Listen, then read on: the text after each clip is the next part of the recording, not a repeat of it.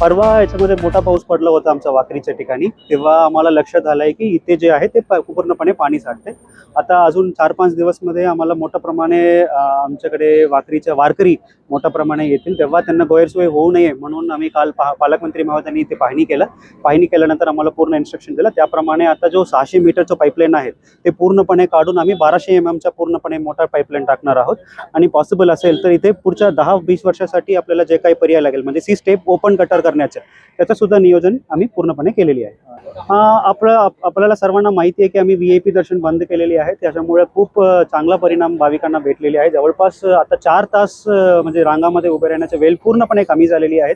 या व्यतिरिक्त आता आपण बघितलं असेल तर आपण आजपासून पूर्णपणे वारकरींना पाणी पिण्याचं पाणी देणे, या व्यतिरिक्त हिरकणी कक्ष पूर्णपणे उभे राहिलेली आहे. त्यानंतर आम्ही फिरते शौचालय सुद्धा उभे केले आणि आजपासून जेवणची व्यवस्था सुद्धा आम्ही सुरू केलेली आहे. त्यामुळे आता कालपासूनच गर्दी वाढलेली आहे, तर आजपासून आम्ही पूर्णपणे व्यवस्था सुरू केलेली आहे. येस, आता 22च्या नंतर IMD कडून अंदाज असं भेटलाय की इथे येलो अलर्ट आणि पाऊस पडण्याच्या शक्यता जास्त आहेत. आपण एकदम बरोबर विचारले की 2 ठिकाणी आपण ते रेल्वेच्या अंडरपूल आणि सरगम चौकच्या एक स्पॉटमध्ये पाणी साठत आहे. तिथे सर्वप्रथम तात्पुरती व्यवस्थापन म्हणून आम्ही तिथे सर्वप्रथम पाणी काढण्याच्या व्यवस्था मोटर लागून तो पण आम्ही करणार आहे. या व्यतिरिक्त स्लोपचं आयडेंटिफाय करून तिथे मुरमीकरणचं सुद्धा आम्ही काम करणार आहे, जेणेकरून तात्पुरती अशा पद्धतीने विषय होणार नाहीये, म्हणजे वारीच्या कालामध्ये होणार नाहीये. वारी संपल्यानंतर कायमस्वरूपी याच्यामध्ये कशा करता येईल त्याचं नियोजन करून आम्ही पुढे जाऊ. वारीला काय अडचण येणार? वारीच्या काही अडचण येणार नाहीये. तात्पुरते सोल्युशनसाठी आम्ही पाईप काढून पूर्णपणे आम्ही नियोजन करूया. पाऊस पडला तरी तिथे पाणी साठणार नाही तसं नियोजन करू आणि मुरमीकरण पण करून टाकू. या व्यतिरिक्त वारी संपल्यानंतर कायमस्वरूपी म्हणजे पाईप मोटर वगैरे ना टाकता कशा पद्धतीनं कायमस्वरूपी करता येईल.